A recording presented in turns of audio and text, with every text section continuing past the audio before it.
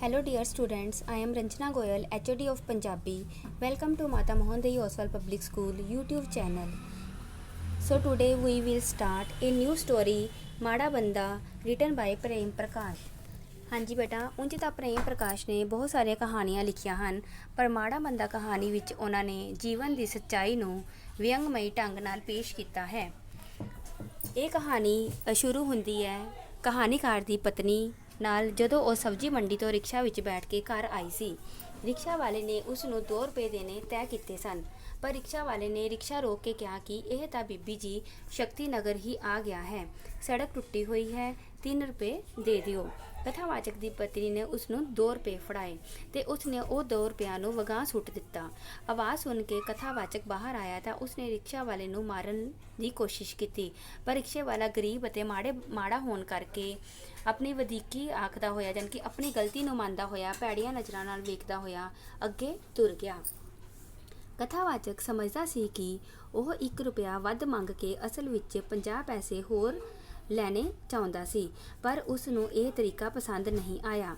ਉਸ ਨੂੰ ਚਾਹੀਦਾ ਸੀ ਕਿ ਉਹ ਨਿਮਰਤਾ ਅਤੇ ਮਿੰਨਤ ਨਾਲ ਕਹਿੰਦਾ ਕਿ ਉਸ ਨੂੰ ਉਹਨਾਂ ਦੀ ਕੋਠੀ ਦੇ ਨੇੜੇ ਸਮਝਿਆ ਸੀ, ਪਰ ਉਹ ਦੂਰ ਨਿਕਲੀ ਹੈ। ਉਸ ਨੂੰ 50 ਪੈਸੇ ਹੋਰ ਦੇ ਦਿਓ। ਪਰ ਉਹ ਉਸ ਦੀ ਪਤਨੀ ਤੋਂ ਮਿਲ ਜਾਣੇ ਸਨ ਤਾਂ ਜੋ ਉਹ ਗਰੀਬ ਗੁਰਬੇ ਤੋਂ ਚਾਹ ਅਤੇ ਰੋਟੀ ਦਿੰਦੀ ਰਹਿੰਦੀ ਸੀ, ਪਰ ਪੁਆੜਾ ਇਸ ਕਰਕੇ ਪਿਆ ਸੀ ਉਸਨੇ ਪੈਸੇ ਸੁੱਟ ਦਿੱਤੇ ਅਤੇ ਕਥਾਵਾਚਕ ਉਸ 'ਤੇ ਗਰਮ ਹੋ ਗਿਆ ਸੀ। ਇਸ ਪਿੱਛੋਂ ਕਥਾਵਾਚਕ ਦੀ ਪਤਨੀ ਨੇ ਉਸ ਤੋਂ ਚੋਰੀ ਰਸੋਈ ਵਿੱਚੋਂ ਬਾਹਰ ਨਿਕਲ ਕੇ ਵੇਖਿਆ ਕਿ ਰਿਕਸ਼ਾ ਵਾਲਾ ਕੋਠੀ ਦੇ ਬਾਹਰ ਹੀ ਖੜਾ ਸੀ। ਪਤਨੀ ਰਸੋਈ ਵਿੱਚ ਚਾਹ ਬਣਾਉਣ ਲੱਗ ਪਈ। ਕਥਾਵਾਚਕ ਆਪਣੀ ਭੂਆ ਦੇ ਪੁੱਤਰ ਨੂੰ, ਜੋ ਕਿ ਜੰਗਲਾਤ ਅਫਸਰ ਸੀ, ਜੰਗਲਾਤ ਹੁੰਦਾ ਬੇਟਾ ਜੰਗਲਾਂ ਦਾ ਅਫਸਰ ਸੀ, ਨੂੰ ਫਰਨੀਚਰ ਬਣਵਾ ਕੇ ਭੇਜਣ ਲਈ ਚਿੱਠੀ ਲਿਖਣ ਦਾ ਯਤਨ ਕਰ ਰਿਹਾ ਸੀ, ਜੋ ਕਿ ਕਈ ਦਿਨਾਂ ਤੋਂ ਅਧੂਰੀ ਪਈ ਸੀ।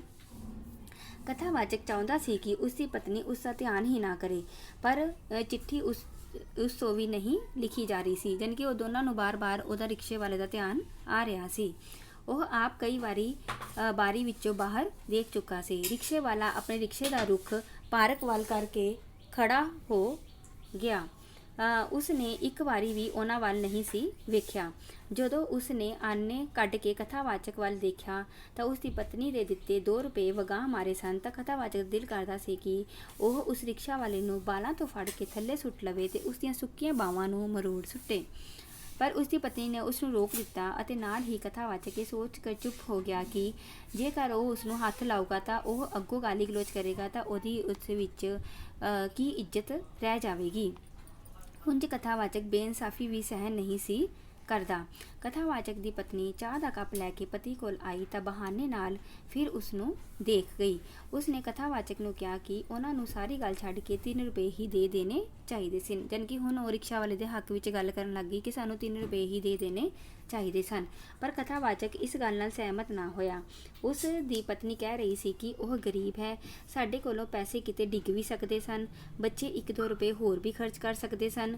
ਉਂਝ ਤਾਂ ਇਹ ਗੱਲ ਕਥਾਵਾਚਕ ਨੂੰ ਠੀਕ ਲੱਗੀ, ਕਿਉਂਕਿ ਜਿਹੜਾ ਕਿ 2-2.5 ਰੁਪਏ ਰੋਜ਼ ਦੀਆਂ ਸਿਗਰਟਾਂ ਫੂਕ ਛੱਡਦਾ ਸੀ ਤੇ ਮਹੀਨੇ ਵਿੱਚ 2-3 ਵਾਰੀ ਸਿਨੇਮਾ ਵੀ ਦੇਖਣ ਜਾਂਦਾ ਸੀ। ਫਿਰ ਕਥਾਵਾਚਕ ਦੇ ਪੁੱਤਰ ਨੇ ਦੱਸਿਆ ਕਿ ਰਿਕਸ਼ਾ ਵਾਲਾ ਉੱਥੇ ਹੀ ਖੜਾ ਹੈ ਅਤੇ ਉਹ ਇੱਕ ਹੋਰ ਬੰਦੇ ਦੇ ਪੁੱਛਣ 'ਤੇ ਵੀ ਉਸ ਨੂੰ ਕੰਪਨੀ ਬਾਗ ਨਹੀਂ ਲੈ ਕੇ ਗਿਆ, ਤਾਂ ਇਹ ਦੇਖ ਕੇ ਕਥਾਵਾਚਕ ਨੂੰ ਹੋਰ ਗੁੱਸਾ ਆ ਗਿਆ ਕਿ ਉਹ 1 ਰੁਪਏ ਪਿੱਛੇ ਆਪਣਾ ਸਮਾਂ ਅਤੇ ਕਮਾਈ ਦੋਵੇਂ ਬਰਬਾਦ ਕਰ ਰਿਹਾ ਹੈ। ਇਹਨਾਂ ਗੱਲਾਂ ਸੋਚਦਿਆਂ ਹੋਏ ਵੀ ਚਿੱਠੀ ਅਧੂਰੀ ਹੀ ਪਈ ਸੀ। ਉਸ ਨੂੰ ਰਿਕਸ਼ਾ ਵਾਲੇ ਦੇ ਖੜਾ ਰਹਿਣ ਦੀ ਚਿੰਤਾ ਹੋ ਰਹੀ ਸੀ। ਉਸ ਦੀ ਪਤਨੀ ਨੇ ਕਿਹਾ ਕਿ ਉਹ ਥੱਕ ਕੇ ਆਪਣੇ ਆਪ ਹੀ ਚਲਾ ਜਾਵੇਗਾ। ਪਤਨੀ ਨੇ ਕੱਪ ਚੁੱਕ ਕੇ ਰਸੋਈ ਵਿੱਚ ਜਾਣ ਮਗਰੋਂ ਕਥਾਵਾਚਕ ਨੇ ਬਾਰੀ ਵੱਲ ਵੇਖਿਆ ਤਾਂ ਕੋਈ ਹੋਰ ਰਿਕਸ਼ੇ ਵਾਲਾ ਵੀ ਉਸ ਕੋਲ ਖੜਾ ਸੀ ਤੇ ਉਹ ਉਸ ਨਾਲ ਗੱਲਾਂ ਕਰ ਰਿਹਾ ਸੀ। ਕਥਾਵਾਚਕ ਇਹ ਸੋਚ ਰਿਹਾ ਸੀ ਤੇ ਨਾਲੇ ਉਸ ਨੂੰ ਇਸ ਗੱਲ ਦਾ ਡਰ ਵੀ ਲੱਗ ਰਿਹਾ ਸੀ ਕਿ ਕਿਤੇ ਉਹ ਆਪਣੇ ਸਾਥੀਆਂ ਨੂੰ ਤਾਂ ਨਹੀਂ ਬੁਲਾ ਲਏਗਾ, ਪਰ ਬਾਹਰੋਂ ਇੱਕ ਜ਼ਾਹਰ ਕਰ ਰਿਹਾ ਸੀ ਕਿ ਜਿਵੇਂ ਉਹ ਉਸਦੀ ਕੋਈ ਵੀ ਪਰਵਾਹ ਨਾ ਕਰ ਰਿਹਾ ਹੋਵੇ, ਪਰ ਅੰਦਰੋਂ ਤਾਂ ਕਥਾਵਾਚਕ ਨੂੰ ਪੂਰਾ ਡਰ ਸੀ ਕਿ ਕਿਤੇ ਉਹ ਹੋਰ ਬੰਦੇ ਨਾ ਬੁਲਾ ਲਵੇ। ਪਤਨੀ ਫਿਰ ਆਈ ਤੇ ਕਹਿਣ ਲੱਗੀ ਕਿ ਚੰਗਾ ਹੁੰਦਾ ਜੇ ਉਹ ਰਿਕਸ਼ੇ ਵਾਲੇ ਨੂੰ ਚਾਹ ਦਾ ਕੱਪ ਪਿਲਾ ਦਿੰਦੀ, ਹੁਣ ਡੋਲਣੀ ਹੀ ਤਾਂ ਪਈ ਹੈ। ਉਹ ਸਮਝੌਤੇ ਦਾ ਹਰ ਰਾਹ ਲੱਭ ਰਹੀ ਸੀ। ਉਹ ਪਤੀ ਨੂੰ ਕਹਿ ਰਹੀ ਸੀ ਕਿ ਜੇਕਰ ਰਾਤ ਹੋਵੇ ਤਾਂ ਮੀਂਹ ਪੈਂਦਾ ਹੋਵੇ ਤਾਂ ਉਹ ਰਿਕਸ਼ਾ ਵਾਲੇ ਨੂੰ 3 ਰੁਪਏ ਹੀ ਦਿੰਦੇ ਹਨ।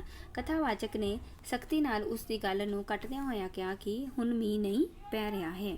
ਇਹ ਗੱਲ ਕਰਦਿਆਂ ਹੀ ਉਸ ਨੇ 2-3 ਸਤਰਾਂ ਲਿਖ ਕੇ ਚਿੱਠੀ ਅਧੂਰੀ ਹੀ ਪੂਰੀ ਕਰ ਦਿੱਤੀ। ਉਸ ਦੀ ਪਤਨੀ ਦੀ ਇਹ ਆਦਤ ਦੇਖੀ ਜਾ ਰਹੀ ਸੀ ਕਿ ਜਦੋਂ ਵੀ ਕੋਈ ਮਜ਼ਦੂਰ ਝਗੜਾ ਪਾ ਬੈਠੇ ਤਾਂ ਵੱਧ ਪੈਸੇ ਦੇ ਕੇ ਖਲਾਸੀ ਪਾ ਲਈ ਜਾਵੇ। ਅੱਡੇ ਉੱਤੇ ਬੈਠੇ ਮੰਗਤੇ ਵੀ ਇਹ ਗੱਲ ਮੰਨ ਲਈ ਕਿ 25 ਪੈਸੇ ਦਾ ਪਾਨ ਖਾ ਕੇ ਵੀ ਤੁਸੀਂ ਥੁੱਕ ਦਿੰਦੇ ਹੋ, ਇਸ ਗਰੀਬ ਦੀ ਤਲੀ ਉੱਤੇ ਵੀ ਥੁੱਕ ਦਿਓ। ਕਥਾਵਾਚਕ ਗੁੱਸੇ ਵਿੱਚ ਉੱਠਿਆ ਅਤੇ ਰਿਕਸ਼ੇ ਵਾਲੇ ਨੂੰ ਪੁੱਛਣਾ ਚਾਹੁੰਦਾ ਸੀ ਕਿ ਉਸ ਨੇ ਜਾਣਾ ਹੈ ਜਾਂ ਨਹੀਂ ਕਿ ਉਹ ਪੁਲਿਸ ਕੋਲ ਉਸ ਦੇ ਵਿਰੁੱਧ ਸ਼ਿਕਾਇਤ ਕਰ ਦੇਵੇ। ਪਰ ਜਦੋਂ ਉਸ ਨੇ ਬਰਾਂਡੇ ਵਿੱਚ ਜਾ ਕੇ ਦੇਖਿਆ ਤਾਂ ਰਿਕਸ਼ੇ ਵਾਲਾ ਜਾ ਚੁੱਕਾ ਸੀ। ਉਸ ਦੀ ਪਤਨੀ ਨੇ ਉਸ ਨੂੰ ਆਵਾਜ਼ ਮਾਰੀ ਤਾਂ ਉਹ ਧਰਮ ਪੋਥੀ ਪੜ੍ਹ ਰਿਹਾ ਸੀ। ਰਿਕਸ਼ਾ ਵਾਲੇ ਦੇ ਜਾਣ ਬਾਰੇ ਸੁਣ ਕੇ ਉਸ ਨੇ ਧਰਮ ਪੋਥੀ ਬਰਾਂਡੇ ਦੀ ਬੰਨੀ ਉੱਤੇ ਰੱਖ ਦਿੱਤੀ।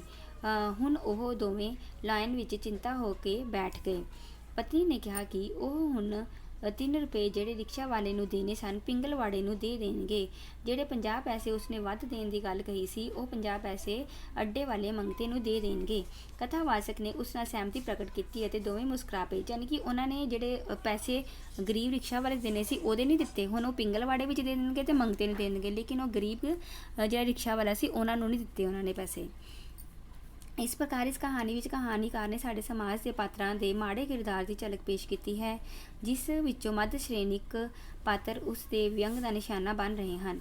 ਇਸ ਲਈ ਕਹਾਣੀ ਦਾ ਵਿਸ਼ਾ ਯਥਾਰਥਕ, ਮਨੋਵਿਗਿਆਨਿਕ ਅਤੇ ਵਿਅੰਗਾਤਮਕ ਹਨ। Thank you. If you like this video, do like and subscribe and press the bell icon also.